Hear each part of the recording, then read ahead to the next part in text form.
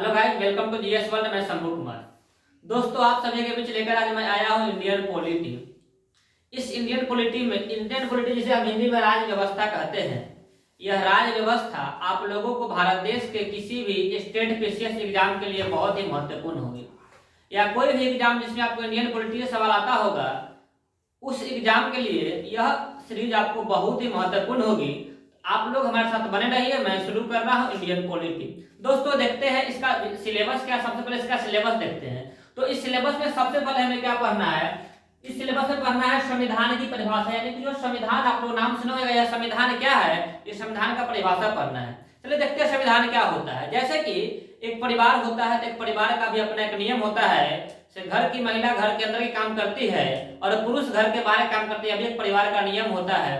लेकिन यह नियम परिवार में कहीं लिखा हुआ नहीं होता है, क्योंकि परिवार छोटा परिवार होता है या बड़ा भी परिवार हो, उसमें लोग कम होते हैं, नियम सबको याद होता है।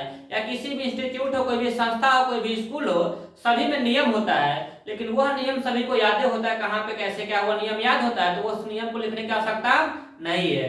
तो जैसा कि मैंने देखा, एक परिवार हो या एक इंस्टीट्यूट हो, कोचिंग संस्थान हो, स्कूल हो, सभी का नियम होता है। तो उसी तरीके से भारत देश एक बहुत बड़ा देश है। इस देश को चलाने के लिए भी हमें नियम और कानून की आवश्यकता होगा।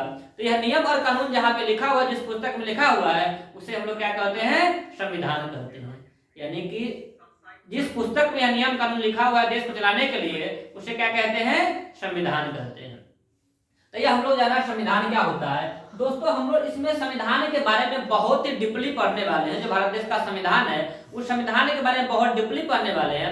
अब विश्व के किस देश में कैसा संविधान है, लिखित है कि अलिखित है, इसके बारे में हम लोग पढ़ने वाले हैं। जैसे कि जानते हैं, संविधान दो होता है, एक लिखित होता है, एक अलिखित होता है। जैसे ब्रिटेन का संविधान अलिखित है, भारत देश का संविधान लिखित है, अमेरिका का संविधान लिखित है। तो यह लिखित संविधान हुआ।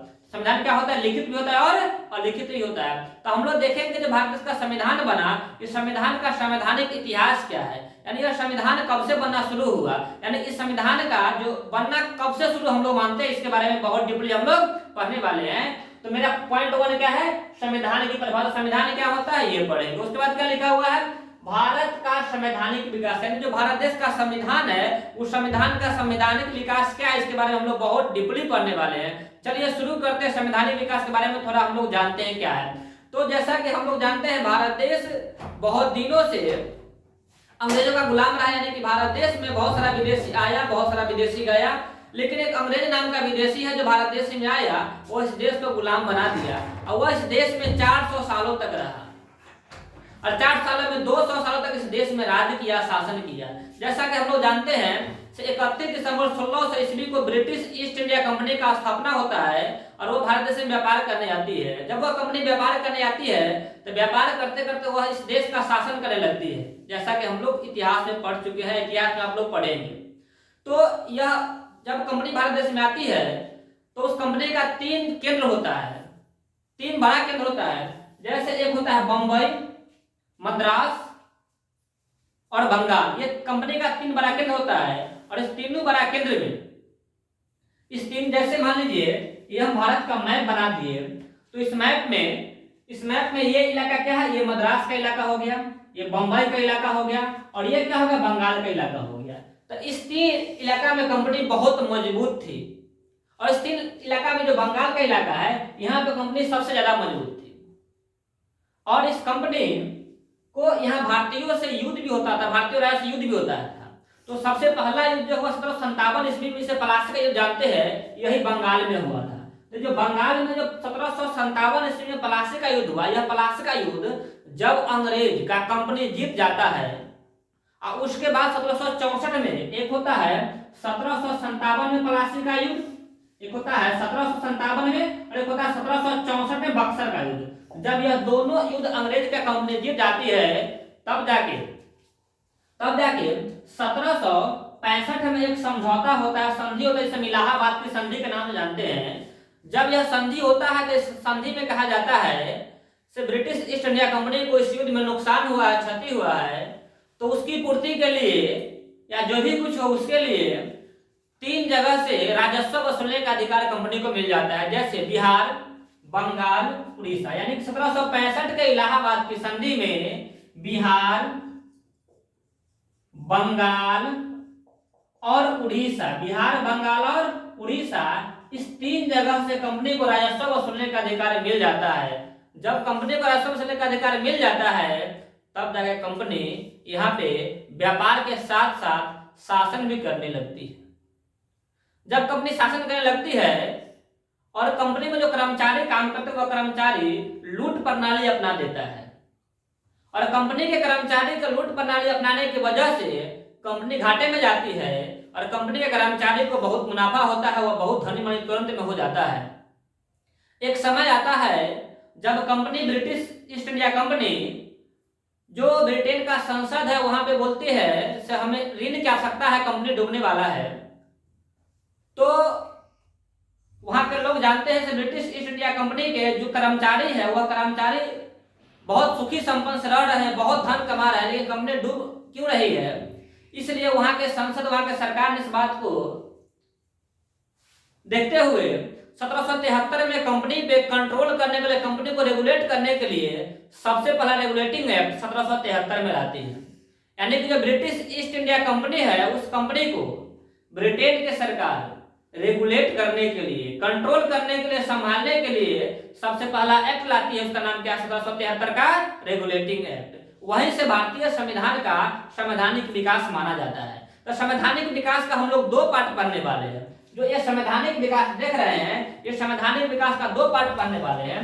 संवैधानिक विकास के एक पार्ट में है 1773 से लेके 1857 तक, और एक पार्ट है 1857 से लेकर 1947 तक, सॉरी 1858 से लेकर 1947 तक एक पार्ट में ये हो गया। तो ये जो पार्ट है 1773 से 57, इसमें पढ़ना है 1773 से लेकर 57 तक इस देश में कंपनी का शासन रहा। और जैसे 1757 का क्रांति होता है, उस क्रांति के बाद वहां का जो क्राउन होता है ब्रिटेन का, उस क्राउन का शासन हो जाता है। इसे बोलते हैं क्राउन का शासन। इसे क्या बोलते हैं? कंपनी का शासन बोलते हैं हम। इसे क्या बोलते हैं? कंपनी का शासन बोलते हैं। और इसे क्या बोलते हैं हम? क्राउन का शासन बोलते हैं। क्राउन या उसे ताज बोल सकते हैं, क्राउन का शासन। यानी कि हम लोग समझ गए जो संवैधानिक, भारत का संवैधानिक विकास हम लोग 2 पार्ट में पढ़ेंगे। एक क्या पढ़ेंगे? कंपनी का शासन। एक क्या पढ़ेंगे? क्राउन का शासन। यानी कि 1773 से 57 तक हो गया कंपनी का शासन, और 58 से 47 क्या हो गया? क्राउन का शासन। ये बात हम लोग इसमें पढ़ने वाले हैं, आप लोगों को समझ में आ गया। उसके बाद जो देश का संविधान है, संविधान निर्माण होता है। देश आजादी के समय में संविधान का निर्माण होता है। तो संविधान का निर्माण कौन करता है? तो संविधान का निर्माण संविधान सभा के द्वारा होता है। तो संविधान सभा का गठन कैसे हुआ इसके बारे में पढ़ेंगे। संविधान का निर्माण जो संविधान सभा की, उस संविधान सभा का गठन कैसे हुआ और कौन से भारतीय किस समय पर अंग्रेज से संविधान सभा की मांग किया, इसके बारे में हम लोग बहुत डिप्टी तरीके से अध्ययन करने वाले हैं। जो संविधान सभा बना, उस संविधान सभा की प्रमुख समितियां थी, संविधान सभा की समितियां, उसके बारे में भी हम लोग पढ़ेंगे। संविधान सभा के लोगों ने संविधान बनाया, तो संविधान सभा के जो सदस्य था उसका चुनाव कैसे हुआ, वह भी हम लोग इस संविधान सभा के निर्माण में पढ़ने वाले हैं। दोस्तों इसके बाद क्या है? इसके बाद है भारतीय संविधान की विशेषताएं, यानी कि जो भारत का संविधान इसका क्या विशेषता है, इसके बारे में पढ़ेंगे। और विश्व के कई देश के संविधान से इसका तुलना करेंगे और तुलना करके बताएंगे देश का संविधान का क्या विशेषता है, जिस संविधान को हम लोग पढ़ने जा रहे हैं। कोई दिक्कत नहीं। उसके बाद है संविधान की प्रस्तावना, यानी कि जो भारत देश का संविधान, इसका प्रस्तावना क्या होता है। दोस्तों आपको मैं बताना चाहता हूं इस प्रस्तावना का मतलब क्या होता है। इसको हम कह सकते हैं अपनी भाषा में पहचान। जैसे कि आप एक स्कूल कॉलेज में जाते हो तो स्कूल कॉलेज आपको आई कार्ड दिया जाता है, परिचय पत्र दिया जाता है। उसमें क्या होता है, यानी कि वह अगर आप किसी व्यक्ति को अपना परिचय पत्र दिखाएंगे तो वह आपसे बिना कुछ पूछे हुए वह बता सकता है कि आपका नाम क्या है, आपका फादर का नाम क्या है, आप किस कॉलेज में, किस स्कूल में पढ़ते हैं, कितना रोल नंबर है, यानी कि आपके बारे में उस परिचय पत्र से वह व्यक्ति जान जाएंगे। उसी तरीके से पूरे संविधान को बिना पढ़े हुए हम संविधान की प्रस्तावना को पढ़कर बता सकते हैं देश के संविधान कैसा है। यानी कि संविधान की प्रस्तावना संविधान की परिचय देती है, यानी कि संविधान की प्रस्तावना संविधान का आइडेंटिटी कार्ड है, कह सकते हैं। इसके बारे में हम लोग बहुत डीपली पढ़ने वाले हैं। नेक्स्ट क्या है? भारतीय संविधान के भाग और अनुच्छेद, यानी भारत देश का जो संविधान है, इस संविधान में जिस समय संविधान बना हुआ था उस समय संविधान में 22 भाग था, और इसमें 395 अनुच्छेद था। लेकिन वर्तमान में क्या है, वर्तमान में इस संविधान में 25 भाग है और 450 प्लस अनुच्छेद है, यानी कि 470 के लगभग अनुच्छेद है, उतना प्लस ही है। तो हम लोग इसके बारे में बहुत डीपली पढ़ने वाले हैं। जो 22 भाग है, तो मतलब भाग 22 है, इसमें ABCD करके बना करके 25 कर दिया गया हुआ है, और अनुच्छेद 395 1 से लेके 395 तक ही है, लेकिन इसमें ABCD करके 450 प्लस कर दिया गया हुआ है। कैसे हुआ, संविधान के अनुच्छेद कैसे बढ़ा, भाग कैसे बढ़ा, इसके बारे में भी हम लोग बहुत डीपली तरीके से अध्ययन करने वाले हैं। यानी कि आज का क्लास हमारा एक परिचय हो रहा है संविधान के परिचय, जिसमें हम क्या क्या पढ़ने वाले हैं, इसका एक आपको हम परिचय दे रहा हूँ। उसके बाद है संविधान की अनुसूचियां। जिस समय भारत देश का संविधान बना हुआ था, उस समय भारत देश के संविधान में मात्र 8 अनुसूचियां थी। वर्तमान में देश के संविधान में 12 अनुसूचियां है। अनुसूची 4 कैसे बढ़ा है, इसके बारे में हम लोग पढ़ेंगे। यानी कि अनुसूची 8 से 12 कैसे हो गया, इसके बारे में भी हम लोग बहुत डीपली तरीके से पढ़ने वाले हैं। नेक्स्ट क्या है, प्रमुख संसदीय समितियां। जो संसदीय समितियां है उसके बारे में मतलब कब बना, कैसे क्या बना, क्या काम है, कौन उसका क्या, इसके बारे में बहुत डीपली अध्ययन करने वाले हैं। प्रमुख संसदीय समितियां के बारे में। उसके बाद संविधान संशोधन। जैसा कि हम लोग जानते हैं, संविधान संशोधन के माध्यम से ये संविधान का अनुच्छेद या संविधान का भाग अनुसूचियां बढ़ा। तो कौन संशोधन कब हुआ, अभी तक संविधान में कितना संशोधन हो गया हुआ है, और सबसे पहला संशोधन संविधान का कब हुआ, ये सब इस संशोधन में हम लोग पढ़ने वाले हैं। उसके बाद क्या है, उसके बाद है गैर संवैधानिक अंग। इसका मतलब क्या होता है, वह संस्था, वह अंग जिसका संविधान में वर्णन नहीं है, संविधान में कहीं लिखा हुआ नहीं है, लेकिन तब भी संसद ने पास करके उसे कोई संस्था या कोई अंग बना दिया गया है, उसे गैर संवैधानिक अंग कहते हैं। उस गैर संवैधानिक अंग के बारे में बहुत डीपली पढ़ेंगे। और गैर संवैधानिक अंग से भी एग्जाम में बहुत अधिक सवाल आता है। जैसे कि नीति आयोग, आप लोग नाम सुना होगा। नीति आयोग क्या होता है, जो नीति आयोग है वो गैर संवैधानिक संस्था है। नीति आयोग को ही पहले हम लोग कहते थे योजना आयोग, पंचवर्षीय योजना आयोग कहते थे। तो पंचवर्षीय योजना आयोग से नीति आयोग कैसे बना, उसका पूरा एक लंबा इतिहास पढ़ने वाले हैं। देश में नीति आयोग आया, पंचवर्षीय योजना बना, उसका इतिहास क्या है, विश्व के किस देश में प्लानिंग कमीशन था, सबके बारे में हम लोग इसमें पढ़ने वाले हैं।